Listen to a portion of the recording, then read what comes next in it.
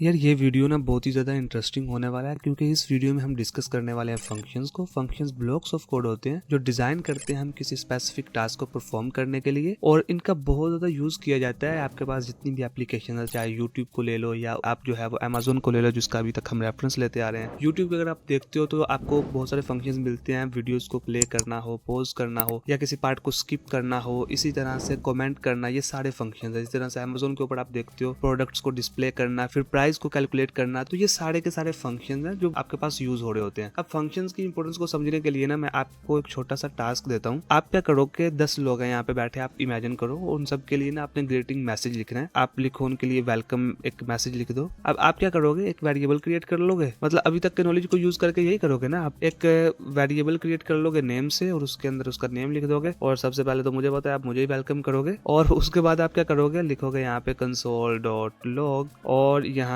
पे एक मैसेज लिख दोगे हेलो, और उसके बाद यही करोगे ना यार, मतलब इसे यही कुछ कर सकते हो। और उसके बाद यहाँ पे आप क्या करोगे, एक दफा और प्लस लिख दोगे और उसके बाद यहाँ पे एक्सक्लेमेशन मार्क लगा दोगे। ज्यादा से ज्यादा यही करोगे आप। ये क्या होगा, यहाँ पे एक मैसेज आ जाएगा। अगर मैं कंसोल में दिखाऊं तो यहाँ पे आपके पास आ गया हेलो जी। अब मसला ये नहीं है, मतलब इस तरह से मैसेज तो आप दिखा सकते हो, लेकिन मसला ये है कि जब 10 लोगों के लिए, बहुत सारे लोगों के लिए करना है, तो आप क्या करोगे, इसको कॉपी करोगे, इस कोड को आप करोगे रिपीट। तो ये जो है ना, ये एक प्रॉब्लम है। मतलब आप यहाँ पे नेम भी लिख दोगे, यहाँ पे आप लिख देते हो जॉन लिख देते हो, और इसी तरह से यहाँ पे एक और नेम लिख देते हो, और यहाँ पे देखोगे सभी के लिए मैसेज तो आ जाएगा। लेकिन मसला क्या है कि यार हमारा कोड जो है वो रिपीट हो रहा है, तो ये कोई अच्छी प्रैक्टिस नहीं है। मतलब हम कोड को रीयूज भी करना चाह रहे हैं, लेकिन ऐसे बुरे तरीके से कि वो बार बार सारे कोड की जो बॉडी है वो रिपीट हो रही है, तो ये एक अच्छी चीज नहीं होती। तो इसी का सोल्यूशन हमारे पास फंक्शन लेके आया है। अब फंक्शन के अंदर अगर आप इस चीज को अचीव करना चाहते हो तो आप क्या करोगे, सिंपल एक काम करोगे, यहाँ पे लिखोगे फंक्शन। सबसे पहले हमारे पास फंक्शन कीवर्ड आता है फंक्शन बनाने के लिए, उसके बाद फंक्शन का नेम लिख दोगे। इस फंक्शन को हम बोल देंगे ग्रीट, और उसके बाद आते हैं आपके पास पैरेंथेसिस, और इन पैरेंथेसिस के अंदर रहेगा आपके पास फंक्शन के पैरामीटर। अब ये जो पैरामीटर होते हैं ना यार, ये फंक्शन के इनपुट्स होते हैं। मतलब आज के बाद जब भी मैं बात करूँ ना फंक्शन के पैरामीटर्स की, तो आपने समझना है फंक्शन के इनपुट्स की बात हो रही है। इसी तरह यहाँ पे कर्ली ब्रेसेस रहेंगे, और इन कर्ली ब्रेसेस के अंदर आपका जो है वो कोड रहेगा। जिस तरह से यहाँ पे मैंने लिखा, जो भी आपके फंक्शन की बॉडी है वो रहेगी। यहाँ पे मैं कर देता हूँ एक्सक्लेमेशन मार्क लगा देता हूँ। तो अब ये वाला फंक्शन है बिल्कुल उसी तरह से काम करेगा जिस तरह से पिछला कोड हमारे पास काम कर रहा था वेरिएबल के साथ। लेकिन यहाँ पे अभी कुछ आएगा नहीं। क्यों नहीं आएगा, क्योंकि यहाँ पे हमने किसी चीज को अभी कॉल किया नहीं है। तो मैं अगर इसको कॉल करूंगा ना, यहाँ पे लिखूंगा ग्रीट और उसके साथ साथ ये नेम लिखूंगा, तो यहाँ पे क्या आएगा, ये नेम आ जाएगा। तो ये आप देख सकते हो कि यहाँ पे ये हेलो जॉन आ गया। इसी तरह से अगर मैं बहुत सारे लोगों के लिए करना चाहता हूँ तो क्या करूंगा, इसी को कॉपी कर लूंगा। मतलब यहाँ पे क्या कर दूंगा, जी लिख दूंगा। इसी तरह से यहाँ पे क्या कर दूंगा, सारा लिख दूंगा। ठीक है, तो ये क्या करेगा, कि यहाँ पे सभी लोगों के लिए मैसेज दिखा देगा। लेकिन यहाँ पे एक चीज आपने और समझनी है कि ये क्या है, ये है फंक्शन का नेम। फंक्शन को कॉल करने का तरीका क्या होता है, यहाँ पे फंक्शन का नेम रहता है, उसके बाद यहाँ पे क्या होता है, ये वो एक्चुअल वैल्यू होती है जो हम पैरामीटर की जगह पे लिखते हैं, जिस तरह से यहाँ पे हमने लिखा, और इसको हम बोलते हैं आर्ग्यूमेंट। तो ये आपने चीज समझनी है। कुछ जो स्पेशल टर्मिनोलॉजीज हैं जो फंक्शन में यूज की जाती हैं, फंक्शन के इनपुट्स को हम बोलते हैं पैरामीटर, और जो एक्चुअल वैल्यूज होती हैं उन्हें हम बोलते हैं आर्ग्यूमेंट। इसी तरह से फंक्शन के आउटपुट्स भी होते हैं जिन्हें हम बोलते हैं रिटर्न वैल्यू। तो ये था फंक्शन को बनाने का तरीका। अब फंक्शन के अंदर ना एक चीज और भी स्पेशल होती है, मैं बाकी सभी लाइनों को कमेंट कर देता हूँ और एक चीज आपको दिखाता हूँ। इसको यहाँ से मैं रिमूव कर देता हूँ। यहाँ पे इस फंक्शन को अगर मैं उठाऊं यहाँ से और इसको सबसे ऊपर ले जाऊं, तो यहाँ पे मैं क्या कर रहा हूँ, फंक्शन बाद में डिक्लेयर कर रहा हूँ, लेकिन इसे कॉल जो है वो पहले कर रहा हूँ, तो ये तब भी चलेगा। यही फंक्शन के अंदर स्पेशल चीज होती है। अगर आपको याद हो, आप वेरिएबल के साथ ये काम करने की कोशिश करते हो तो ये होता नहीं है। तो ये चीज जो है ये आपको फंक्शन के अंदर मिलती है। मतलब मैं आपको करके दिखा भी देता हूँ। और एक चीज मुझे और भी बहुत इंटरेस्टिंग याद आई। देखो, मैं अगर यही चीज वेरिएबल के साथ करता हूँ, या जिस तरह से मैंने लिख दी है हेलो नेम, और इसको कोई भी नेम मैं असाइन कर देता हूँ, लेकिन यहाँ पे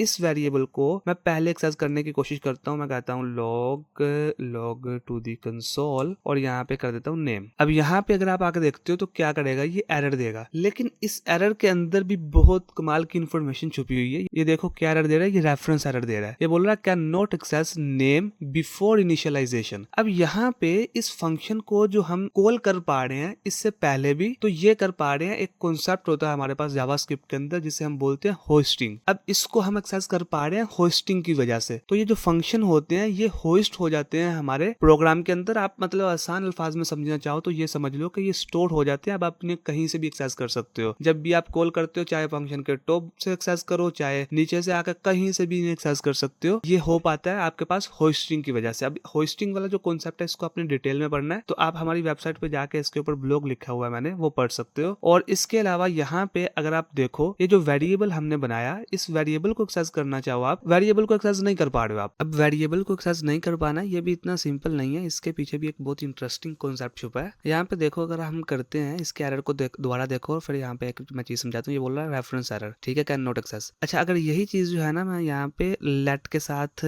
छोड़ के वैर के साथ ये वेरिएबल क्रिएट करता हूँ तो यहाँ पे ये अभी दिखाएगा अनडिफाइंड, लेकिन ये अनडिफाइंड नहीं दिखा रहा है, ये डायरेक्ट नेम दिखा रहा है। तो ये इंटरप्ट कर रहा है इसे, जो ब्राउजर है हमारा, इसको हम ना डायरेक्ट अपने VS कोड के अंदर ही चेक कर सकते हैं। तो ये देखो यहाँ पे ये अनडिफाइंड दिखा रहा है। अब ये जो मैंने कोड को रन किया ना, ये मैं Node.js की वजह से कर पा रहा हूँ। मैंने यहाँ पे अपने पास Node.js को इंस्टॉल करके रखा हुआ है, जो कि हम आगे कर लेंगे नेक्स्ट वीडियोज में। फिलहाल आपको इसके बारे में ज्यादा परेशान होने की जरूरत नहीं है, बस मैं आपको ये समझाना चाहता था कि वैर के साथ जब आप करते हो तो ये अनडिफाइंड दिखाता है, और यहाँ पे आपके ब्राउजर में तो ये होस्ट करके इसको दिखा भी रहा है। मतलब अगर आपके पास अनडिफाइंड ब्राउजर में दिखा रहा है तो ये बहुत अच्छी चीज है, अगर यहाँ पे इस तरह से दिखा रहा है तो ये उससे भी ज्यादा अच्छी चीज है। तो वैर के साथ ये और रहता है, यहाँ पे लेट के साथ या कॉन्स्ट के साथ अगर आप करते हो तो यहाँ पे आपको ये रेफरेंस एरर देता है। तो ये जो चीज है ये यहाँ पे आपने ध्यान से देख लेनी है। अच्छा, यहाँ पे अगर मैं इस चीज को ना यहाँ से बिल्कुल कमेंट ही कर देता हूँ तो फिर देखो कैसा एरर देता है ये। फिर ये एरर देने वाला यहाँ पे हमारे पास ये कुछ इस तरह का एरर देगा, नेम इज नॉट डिफाइंड, ठीक है। तो ये जो है, ये एरर में जो आपको थोड़ा सा डिफरेंस नजर आ रहा है, ये होता है TDZ,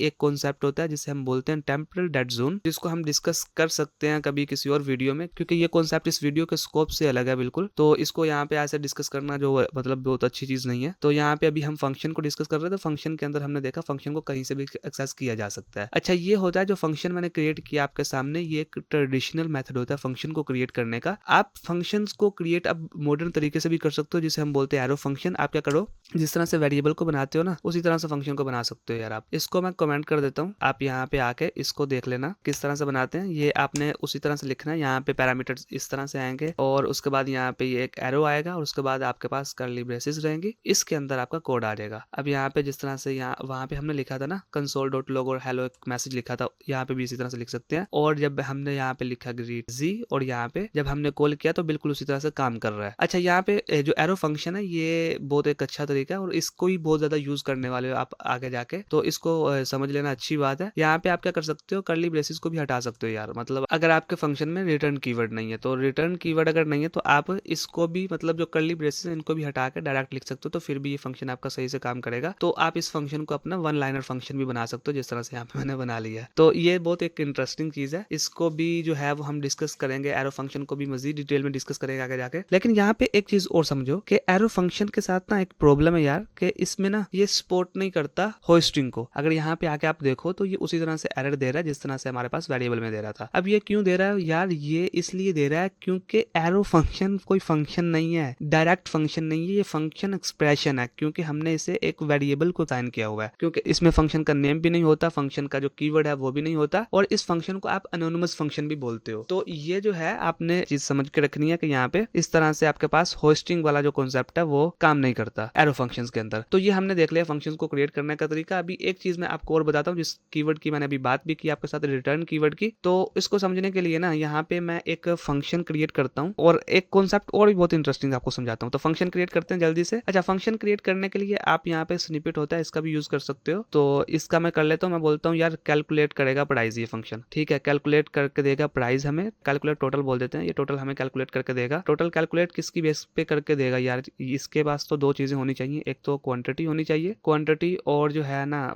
प्राइस को ये मल्टीप्लाई करके हमें टोटल निकाल कर देगा। और उसके बाद ये क्या कर दिया, इसके बाद यहाँ पे क्या करेंगे, हम यहाँ पे आएंगे और यहाँ पे आके मैं क्या करूंगा, console.log नहीं लिखूंगा, मैं बोलूंगा रिटर्न का यूज करो तुम। अब रिटर्न कीवर्ड पता है क्या, मैं जिस तरह आपको पहले बोल चुका हूँ कि रिटर्न की जब भी बात आएगी, आपने समझा ना फंक्शन आउटपुट की बात हो रही है, तो हम बोलेंगे भाई जब ये फंक्शन चले ना तो आउटपुट तुमने क्या दिखाना है, क्वांटिटी को मल्टीप्लाई करके देना हमें प्राइस के साथ। तो ये क्वांटिटी को मल्टीप्लाई कर देगा प्राइस के साथ। अब इस फंक्शन फंक्शन को हम कॉल कर सकते हैं। console.log किया मैंने और अब इस फंक्शन को इस तरह से कॉल किया, मतलब इस तरह से अगर आप डायरेक्ट कॉल करते हो ना यार, जिस तरह से हम पहले करते आ रहे थे, तो ये कहाँ पे दिखाएगा, मतलब कुछ भी नहीं दिखाएगा ना। ये कुछ क्यों नहीं दिखाएगा, क्योंकि हमने कंसोल में तो कोई चीज लॉक की नहीं है, तो इस वजह से हमने यहाँ पे ऐसे लिखा हुआ था इसको। अब यहाँ पे आप देखो तो ये 10 को रिटर्न कर रहा है। हमने बोला भाई ये जो क्वांटिटी है ना, ये इसकी क्वांटिटी 2 रहेगी। अब ये ऑटोमेटिकली खुद ब खुद असाइन कर देगा इन चीजों को ना, मतलब ये आर्ग्यूमेंट जो है 2 ये क्वांटिटी को असाइन हो जाएगा और ये जो 5 है ये हो जाएगा असाइन प्राइस को, क्योंकि जो आर्ग्यूमेंट होता है ना ये एक ऑब्जेक्ट होता है एरे की तरह का, ये हमारे पास बन जाता है ऑटोमेटिकली जावास्क्रिप्ट में और असाइन हो जाता है हमारे पैरामीटर्स को। तो ये हमने देखा यहाँ पे। अच्छा एक चीज और यहाँ पे अगर मैं 5 को हटा देता हूँ, अगर यार मैं 5 को हटा देता हूँ ना, तो यहाँ पे ये क्या बोलेगा, ये बोलेगा नोट अ नंबर, मतलब ये एक अदर एरर आपके पास दे रहा है। अब इस एरर को देने की वजह बहुत सिंपल है। ये क्यों एरर दे रहा है, क्योंकि हमने पैरामीटर यहाँ पे 2 डिक्लेयर किए हुए हैं लेकिन 2 वैल्यूज यहाँ पे असाइन नहीं की। तो यहाँ पे आपके पास आते हैं डिफॉल्ट पैरामीटर, तो आप यहाँ पे डिफॉल्ट पैरामीटर्स भी सेट कर सकते हो। तो यहाँ पे डिफॉल्ट पैरामीटर में सेट कर देता हूँ 1। मैं बोलूंगा यार अगर कोई ऐसा सीन बनता है ना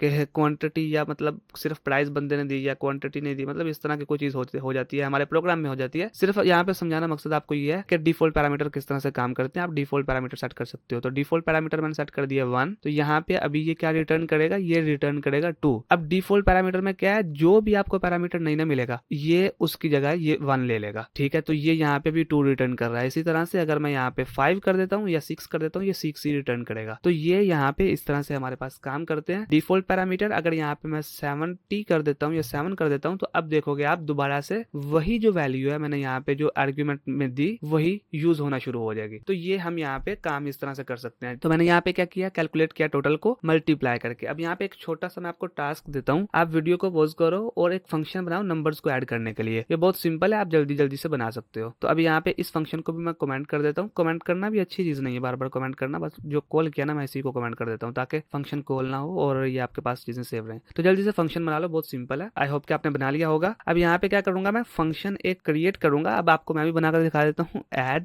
नम, मतलब इस तरह से फंक्शन क्रिएट करेंगे। जिसने बना लिया था नीचे कमेंट करके बता दो और ये टाइम स्टैम्प को मेंशन कर देना और क्या आपने ट्राई किया था ये भी बताना मुझे यहाँ पे। अब यहाँ पे क्या करूंगा मैं, ऐड नम मैंने किया और यहाँ पे 2 पैरामीटर पास करवा दूंगा इसमें से ए बी। यहाँ पे अभी क्या करूंगा, मैं बोलूंगा रिटर्न तुमने करना ए प्लस बी और यहाँ पे 2 नंबर लिख दूंगा मैं console.log और उनके अंदर ये जो ऐड नम वाला फंक्शन है ना इसको कॉल कर लूंगा। मैं बोलूंगा 6 और 7 को ना तुम रिटर्न करो, तो ये 67 दे देगा मुझे, बिल्कुल यही देना चाहिए था। अब अगर यहाँ पे मैं चाहता हूँ कि यार एक और नंबर में ऐड करूँ, मैं 7 को और ऐड करना चाहता हूँ, तो यहाँ पे क्या करेगा, ये ऐड नहीं करेगा। क्यों नहीं करेगा, क्योंकि यहाँ पे पैरामीटर तो हमने दिया ही नहीं है। तो यहाँ पे क्या करना पड़ेगा, पैरामीटर भी हमें देना पड़ेगा। अच्छा, इसके बाद इस पैरामीटर को यहाँ पे यूज भी करना पड़ेगा। हम बोलेंगे कि सी को भी अब तुमने रिटर्न करना है। अच्छा, तो इसको भी रिटर्न कर देगा, तो ये इसी तरह से रिटर्न करता जाएगा। लेकिन यहाँ पे यार ये तो चीज बहुत खराब है, मतलब इस तरह से हम सारे, अगर हमने 50 जो नंबर्स है उनको ऐड करना तो 50 ही हमें यहाँ पे पैरामीटर्स देने पड़ेंगे। तो ये चीज जो है ये जरा हमारे पास है एक प्रॉब्लम। तो इस प्रॉब्लम का हल यहाँ पे हमारे पास है आर्ग्यूमेंट ऑब्जेक्ट। तो आप क्या करोगे, आप यहाँ से इसको हटा दोगे, किसी भी पैरामीटर की आपको जरूरत नहीं है, लेकिन उसके बावजूद भी नंबर्स ऐड होंगे। कैसे होंगे, यहाँ पे तो कुछ भी ऐड नहीं है, ये तो एक एरर दे रहा है। तो एरर ये इसलिए दे रहा है क्योंकि यहाँ पे इनको जो मैंने यहाँ पे ABC ये यूज किया, ये तो मैंने डिफाइन नहीं किया। लेकिन मैंने यहाँ पे आपको एक चीज बोली थी कि यार जो आर्ग्यूमेंट होते हैं ना आपके, ये स्टोर हो जाते हैं एक आर्ग्यूमेंट ऑब्जेक्ट के अंदर। ये जावास्क्रिप्ट स्टोर कर देता है, अभी थोड़ी देर पहले बोली थी। तो यहाँ पे मैं इसको चेक कर सकता हूँ। मैं बोलता हूँ console.log और यहाँ पे तुम आर्ग्यूमेंट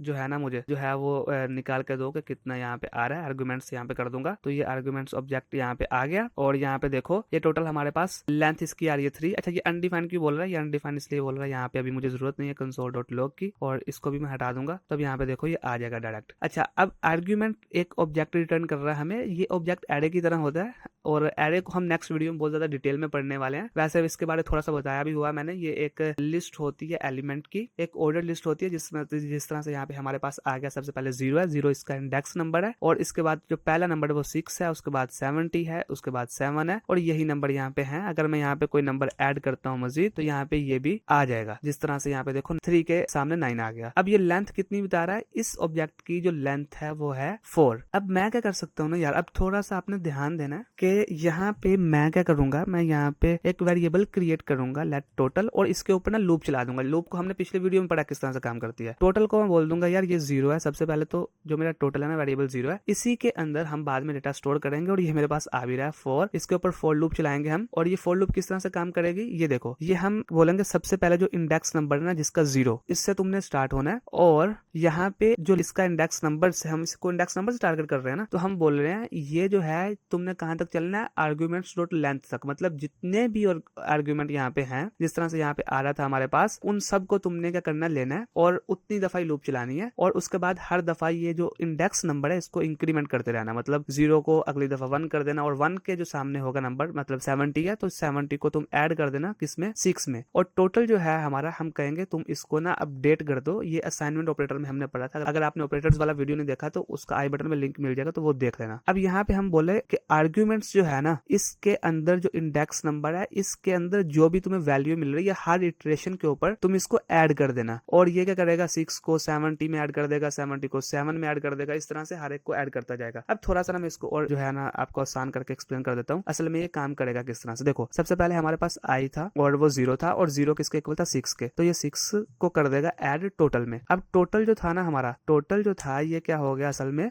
जो 0 था वो 6 हो गया। और जो नेक्स्ट इटरेशन होगी उसमें क्या होगा, इंडेक्स नंबर जो था 0, अब की बारी वो हो गया 1, और 1 किसके इक्वल है, 70 के। और ये जो टोटल है इसमें क्या कर देगा, ये ऐड कर देगा 70 को। तो ये क्या हो जाएगा, अब 76 हो जाएगा। तो इसी तरह से ये टोटल को अपडेट करता जाएगा और आगे आगे नंबर बढ़ाता रहेगा, और जो भी टोटल एंड पे होगा हमें वो निकाल के दे देगा। आई होप कि आपको ये समझ आया होगा। अगर नहीं समझ आया तो आप 1-2 दफा प्रैक्टिस कर लेना, या लूप वाला वीडियो देख लेना, उसके अंदर ये सारी चीजें मैंने एक्सप्लेन की हुई हैं, आपको बहुत अच्छी तरह समझ आ जाएगा। अब यहाँ पे देखो कि यहाँ पे इसने टोटल करके दे दिया। अगर मैं यहाँ पे एक और नंबर ऐड करता हूँ, 8 करता हूँ, तो ये क्या देगा हमें, 100। तो इस तरह से यहाँ पे हमारे पास काम कर रहा होता है आर्ग्यूमेंट ऑब्जेक्ट, और आप मल्टीपल आर्ग्यूमेंट्स यहाँ पे पास करवा सकते हो बिना कोई पैरामीटर दिए। तो ये एक बहुत इंटरेस्टिंग चीज होती है। अच्छा, अगर यही आर्ग्यूमेंट ऑब्जेक्ट को आप एक्सेस करना चाहो एरो फंक्शन के अंदर, तो क्या आप कर सकते हो, इस चीज को देख लेते हैं। और एरो फंक्शन एक क्रिएट कर लेते हैं, लेट मल्टीप्लाई करते हैं इस दफा हम, और मल्टीप्लाई ऐड भी कर सकते हैं, मतलब ऐसी कोई दिक्कत नहीं है। मल्टीप्लाई कर लेते हैं, क्योंकि मैं क्या चाहता हूँ कि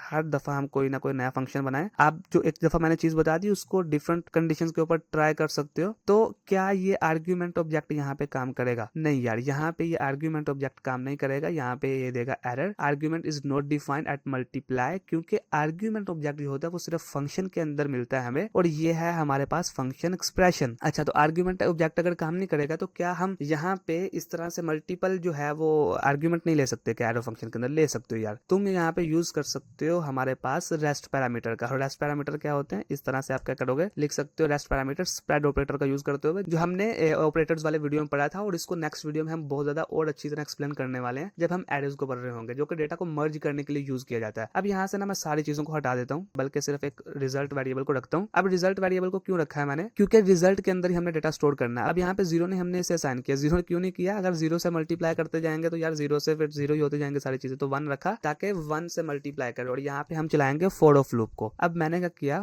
फॉर लेट नंबर, मैंने बोला यार जो नंबर्स है ना, जितने भी नंबर्स यहाँ पे तुम्हें मिलेंगे, अब हर एक नंबर के ऊपर तुमने लूप चलानी है, और हर एक नंबर को इस नंबर वेरिएबल में स्टोर कर देना है। और ये जो नंबर होगा, ये हर एक नंबर जो यहाँ पे आएगा वो मल्टीप्लाई होगा किसके साथ, ये मल्टीप्लाई होगा रिजल्ट के साथ। तो यहाँ पे जो है वो हम कहेंगे तुमने रिटर्न करना अब हमें रिजल्ट, तो यहाँ पे ये मल्टीप्लाई करके जो भी वैल्यू बनेगी इसकी वो दे देगा। तो इस तरह से आप क्या कर सकते हो, स्प्रेड ऑपरेटर का यूज कर सकते हो, या जिन्हें हम रेस्ट पैरामीटर बोलते हैं यहाँ पे फंक्शंस में, उनका यूज कर सकते हो यहाँ पे एरो फंक्शंस के अंदर। तो ये भी हमने देख लिया। तो क्या यहाँ पे हम रेस्ट पैरामीटर का यूज कर सकते हैं अपने सिंपल फंक्शन के अंदर? बिल्कुल यार, यहाँ पे भी आप कर सकते हो। यहाँ पे आप लिख दोगे नंबर्स, और यहाँ पे भी लिख दोगे नंबर्स, और अभी भी ये उसी तरह से काम करेगा, लेकिन यहाँ पे भी आपको करना पड़ेगा नंबर्स। तो नंबर्स यहाँ पे भी कर देना, तो ये अभी भी उसी तरह से काम करेगा जिस तरह से पहले कर रहा था। तो ये 0 रिटर्न कर रहा है। 0 क्यों रिटर्न कर रहा है, मुझे यहाँ पे नंबर्स डॉट लेंथ करना पड़ेगा, और अब ये जो है मेरे पास जो भी मेरी वैल्यू होगी वो रिटर्न करेगा। तो आप इस तरह से ऑब्जेक्ट की जगह पे रेस्ट पैरामीटर का भी यूज कर सकते हो सिंपल फंक्शन के अंदर भी, और इस तरह से भी कर सकते हो। तो ये हमने देख लिया किस तरह से आप अनलिमिटेड आर्ग्यूमेंट्स को पास करवा सकते हो अपने फंक्शंस में से। तो अभी हमें ये भी समझ आ गया और बहुत सारी चीजें भी हमें समझ आ गई। अब थोड़ा सा ना कुछ इसके बनाते हैं फंक्शंस, जिस तरह से हमने देखा था अमेजोन के फंक्शंस हम कुछ बनाएंगे। जिस तरह से एक फंक्शन होता है हमारे पास प्रोडक्ट्स को डिस्प्ले करवाने के लिए, तो वो सबसे पहले फंक्शन बनाते हैं। ये सारी चीजों को मैं कमेंट नहीं करता हूँ यार, सिर्फ जो जहाँ जहाँ पे फंक्शन को कॉल किया उसी को कमेंट कर देता हूँ। तो यहाँ पे दो हम फंक्शन बनाएंगे, एक बनाएंगे प्रोडक्ट्स को डिस्प्ले करने के लिए और दूसरा बनाएंगे हम प्राइस को कैलकुलेट करने के लिए। तो जल्दी से बना लेते हैं पहला फंक्शन, और ये एरो फंक्शन की मदद से बना सकते हो, आप सिंपल फंक्शन की भी हेल्प से बना सकते हो। अब थोड़ा सा मुझे स्पीड में होना है क्योंकि बेसिक आपको फंक्शन बनाने आ गए। यहाँ पे आप इनकी मदद से भी किसी भी तरह का फंक्शन बना सकते हो, बस मैंने आपको थोड़ा सा यहाँ पे कॉन्फिडेंस देना है कुछ फंक्शन बना के, जिस तरह मैंने यहाँ पे किया डिस्प्ले प्रोडक्ट। और यहाँ पे आपने पी को कैपिटल कर देना, कैमल केस का यूज करते हैं हम नेमिंग के दौरान, जिसको मैं बता चुका आपको वेरिएबल्स वाले वीडियो में। और यहाँ पे पैरामीटर्स, यहाँ पे क्या रहेंगे, प्रोडक्ट एक जो है ना, मैं यहाँ से ऑब्जेक्ट पास करवाने वाला हूँ। और प्रोडक्ट को डिस्प्ले करने के लिए हम यहाँ पे क्या करेंगे, यहाँ पे करेंगे console dot log product name. और यहाँ पे ये ऐसे नहीं करूंगा मैं, यहाँ पे सबसे पहले तो आकर लिखूंगा नेम, और उसके बाद यहाँ पे इसे प्लस भी करेंगे। उसके बाद यहाँ पे मैं कोलन लगा के थोड़ी सी स्पेस भी डाल देता हूँ ताकि अच्छा लगे। और ये प्लस की मदद से मैं स्ट्रिंग को कंकैटिनेट कर पा रहा हूँ। स्ट्रिंग कंकैटिनेशन क्या है कि यहाँ पे मैंने क्या किया है, मैं स्ट्रिंग और जो मेरे पास जावास्क्रिप्ट का कोड है उन दोनों को एक्सेस कर पा रहा हूँ यहाँ पे। तो यहाँ पे मैं क्या कर रहा हूँ, प्रोडक्ट डॉट नेम, इससे क्या मुराद है मेरी, मैं बोलूंगा यार ये जो मेरा ऑब्जेक्ट आएगा ना यहाँ पे, उसमें से तुमने नेम को उठाना है। और कोस्ट को बोल सकता हूँ मैं प्राइस बोल देता हूँ, मैं प्राइस ही बोल देता हूँ, मतलब कोस्ट ऐसे नहीं बोलते, अच्छे नहीं लगते, प्राइस बोल देता हूँ मैं। और यहाँ पे ये यार है कहाँ पे, मतलब प्रोडक्ट डॉट नेम भी हमने कर दिया, प्रोडक्ट डॉट प्राइस भी कर दिया, लेकिन ये प्रोडक्ट कहाँ पे है। तो इस प्रोडक्ट के लिए हम यहाँ पे एक ऑब्जेक्ट बना सकते हैं, और ये जो ऑब्जेक्ट है हमने पास करवाना है अपने फंक्शन में से। तो इसके लिए क्या करेंगे, हम यहाँ पे डिस्प्ले प्रोडक्ट जो मेरे पास फंक्शन है इसमें डायरेक्ट लिख देंगे वो ऑब्जेक्ट। और ऑब्जेक्ट क्या था, वो ऑब्जेक्ट हमने यहाँ पे क्रिएट करना है। और ये ऑब्जेक्ट कैसे क्रिएट करेंगे, अच्छा मैं ना इसको एक काम करता हूँ, इसको एक वेरिएबल के अंदर स्टोर कर देता हूँ और इसको बोल देता हूँ मैं प्रोडक्ट 1। यहाँ पे आ जाएगा हमारा ऑब्जेक्ट, और इस ऑब्जेक्ट के अंदर हम क्या रखेंगे, सबसे पहले तो एक नेम रखेंगे प्रोडक्ट का जो हमने यहाँ पे लेना है, प्रोडक्ट डॉट नेम। इसकी जगह हम रख देंगे, इसका नेम रख देते हैं लैपटॉप। और इसके साथ हमने एक चीज और रखनी है, प्राइस, और एक प्राइस हमारे पास यहाँ पे रहेगा हमारी की। अब ये मैं ना ऑब्जेक्ट का यूज कर रहा हूँ, अब ऑब्जेक्ट को लेके आपने घबराना नहीं है, इसको हम नेक्स्ट वीडियो में बहुत अच्छी तरह एक्सप्लेन करने वाले हैं, कुछ इसके मेथड्स होते हैं उनको भी एक्सप्लेन करने वाले हैं, तो आप वो वीडियो देख लेना। अभी के लिए ना जो मैं चीजें कर रहा हूँ बस उनको देख के करते रहो, आपको समझ आ जाएगी। अब यहाँ पे क्या करूंगा मैं, 7890, मतलब यार ये तो बहुत ज्यादा होगी प्राइस, इसकी 56 लिख देता हूँ मैं। तो ये यहाँ पे हमने ऑब्जेक्ट क्रिएट कर लिया। अब यहाँ पे इस ऑब्जेक्ट को यहाँ पे हम एक्सेस कर सकते हैं। तो ये क्या करेगा, ये हमारे पास नेम भी दिखा देगा प्रोडक्ट का और प्राइस भी दिखा देगा। अच्छा यहाँ पे मैं कोमा लगा के इसको सेपरेट कर सकता हूँ, तो यहाँ पे देखो ये नेम भी दिखा रहा है और प्राइस भी दिखा रहा है। तो यहाँ से आप इस तरह से प्रोडक्ट्स को डिस्प्ले कर सकते हो। अब ये जो प्रोडक्ट 1 है ना, मतलब आप ये ना परेशान हो जाना ये प्रोडक्ट 1 कहाँ से आ रहा है, ये प्रोडक्ट 1 यही है, मतलब इसको हटा के मैं यहाँ पे डायरेक्ट भी लिख सकता हूँ ऐसे, और ये अभी भी उसी तरह से काम करेगा, क्योंकि मैं चाहता हूँ कि यार चीजें जो है वो सिंपल रहे और क्लीन रहे हमारा कोड जो है। तो इसलिए मैंने यहाँ पे इसका यूज किया, ये एक अच्छी प्रैक्टिस है। अपना जो ऑब्जेक्ट है जो हम इस फंक्शन में से पास करवा रहे हैं उसे किसी वेरिएबल के अंदर हम स्टोर कर सकते हैं। अच्छा ये तो हमने कर लिया। अब यहाँ पे मैं छोटा सा आपको टास्क देने वाला हूँ, और वो ये है कि यार एक तो तुम ना जो फीचर्स हैं प्रोडक्ट के उनको थोड़ा सा एक्सटेंड करो, एक साथ क्वांटिटी लिख दो या इसकी कैटेगरी लिख दो, और साथ कुछ प्रोडक्ट्स को भी ना एक्सटेंड करके यहाँ पे तुम दिखाओ। मतलब अभी तो मैंने एक प्रोडक्ट दिखाया, तो मल्टीपल प्रोडक्ट्स भी आप दिखा सकते हो, तो वो जल्दी से दिखा दो। वीडियो को पॉज करो और जल्दी से फंक्शन बनाकर मुझे स्क्रीनशॉट अपने इंस्टा पे सेंड कर देना, या जो हमारा फेसबुक पे ग्रुप है उसमें, तो मैं आपको देखूंगा ये। तो आई होप कि आपने ये बना लिया होगा। और यहाँ पे ये बहुत सिंपल था, इसको हम किस तरह से कर सकते हैं, जो मैंने डिस्प्ले प्रोडक्ट किया, सबसे पहले तो इसको डिस्प्ले प्रोडक्ट्स कर देता हूँ, और यहाँ पे भी प्रोडक्ट्स करता हूँ। ये मैं अपनी सेटिस्फैक्शन के लिए कर रहा हूँ, वैसे भी चल जाना था इसने, लेकिन यहाँ पे मैं क्या करूंगा, ये जो मेरा कंसोल डॉट लॉग है ना यार, इसके ऊपर मैं चलाऊंगा लूप। यहाँ पे इसको मैं हटा दूंगा फिलहाल, और मैं बोलूंगा फॉर लूप चलाऊंगा, और फॉर ऑफ लूप चला देता हूँ मैं। यहाँ पे क्या करूंगा, लेट प्रोडक्ट बोलूंगा मैं, प्रोडक्ट ऑफ प्रोडक्ट्स। तुमने मतलब जिस तरह से जो प्रोडक्ट्स है जितने भी हैं, हर एक को एक प्रोडक्ट के अंदर स्टोर करना है, और हर एक को तुमने इसी तरह से प्रिंट करवाना है कंसोल के अंदर। अच्छा अभी तो ये एक है, तो यहाँ पे मुझे जो है ना एक एरे बना देता हूँ, मैं अभी एक एरे बना देता हूँ, उसके अंदर मल्टीपल प्रोडक्ट्स रख देता हूँ। यार मैं एक प्रोडक्ट के साथ क्या ही काम चलेगा हमारा। अब तो यहाँ पे एक और ऑब्जेक्ट आ जाएगा हमारे पास, माउस। इसी तरह से ये जो कॉमा है ना, इसको हटा के मैं यहाँ पे रखता हूँ ताकि थोड़ा सा माहौल जरा सही रहे हमारे पास। और एक मैं और ऑब्जेक्ट रख सकता हूँ यहाँ पे, कीबोर्ड आ जाएगा। अच्छा इसके साथ साथ मैं यहाँ पे क्या कर सकता हूँ, इनकी कैटेगरीज भी रख सकता हूँ। यार कैटेगरीज किस तरह से रखेंगे, यहाँ पे आ जाता हूँ मैं, कैटेगरी लिख देता हूँ यहाँ पे, कैटेगरी,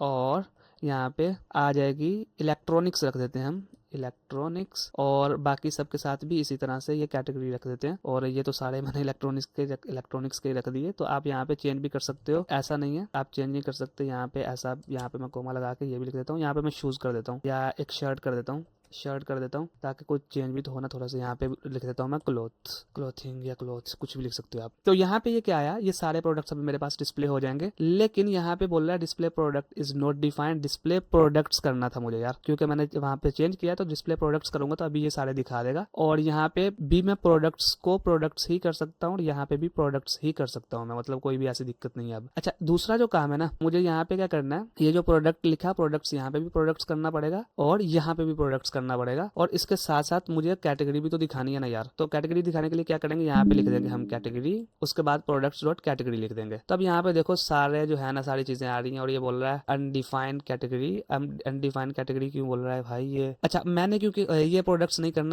करना मैंने, क्योंकि प्रोडक्ट में यहाँ पे स्टोर कर देता, मैं ये भूल चुका था। ये प्रोडक्ट ही रहेगा, ये प्रोडक्ट ही रहेगा, प्रोडक्ट ही रहेगा। तो ये देखो यहाँ पे अभी सारी चीजें आ जाएंगी, नेम भी आ जाएगा और सारी जो है कैटेगरीज भी आ जाएंगी और प्राइस भी आ जाएगी। अब यहाँ पे एक चीज मुझे करनी है, स्पेस यहाँ पे मैं ऐड कर दूंगा। इसके बाद जो मेरे पास कैटेगरी है इससे पहले, तो यहाँ पे स्पेस भी सबके साथ आ जाएगी। अभी अगर इन्हें आप चाहते हो न्यू लाइन में या कुछ भी करना चाहते हो तो आप कर सकते हो सारी चीजें यार। अभी फिलहाल मैंने आपको मल्टीपल प्रोडक्ट्स आप किस तरह से डिस्प्ले कर सकते हो वो भी दिखा दिया। अभी तो है ना, हम यहाँ पे डिस्प्ले कर रहे हैं अपने कंसोल के अंदर, अभी हम इसको अपने वेब पेज के ऊपर भी डिस्प्ले करना सीखेंगे जब हम डोम के ऊपर होंगे। इसके अलावा और बहुत सारी इंटरेस्टिंग चीजें करेंगे, लेकिन यहाँ पे मुझे एक फंक्शन और लिखना, और इस फंक्शन को मैं बोलूंगा प्राइस को कैलकुलेट करना। और प्राइस को कैलकुलेट किस तरह से करना, मल्टीपल प्रोडक्ट्स की प्राइस को कैलकुलेट करना, वो भी करके देख लेते हैं। तो यहाँ पे क्या करूंगा, मैं एक फंक्शन क्रिएट कर लूंगा अभी जल्दी से, थोड़ी सी स्पीड हमें तेज करनी है, और इसको मैं नेम दे दूंगा कैलकुलेट टोटल कर देंगे, कैलकुलेट टोटल। और अब यहाँ पे क्या करना है हमें, प्रोडक्ट्स ही यहाँ पे जो है ना, मैं यहाँ पे पैरामीटर रखूंगा इसका, प्रोडक्ट्स को यहाँ पे हमने इसमें से पास करवाना है। और यहाँ पे अभी क्या करूंगा मैं, जिस तरह से लिखा था हमने, क्या करूँ सबसे पहले तो एक काम करता हूँ, रिजल्ट, बल्कि टोटल बोलता हूँ इसे, टोटल, रिजल्ट क्यों बोल रहा हूँ मैं, टोटल। और यहाँ पे टोटल को हम रखेंगे 0। और यहाँ पे अभी क्या करेंगे, फोर, इसके ऊपर लूप चलाएंगे हम। लूप कौन सी चलाएंगे, फोर लूप चलाएंगे। इसके ऊपर कैसे लूप चला सकता हूँ, मैं बोलूंगा यहाँ पे लेट आई।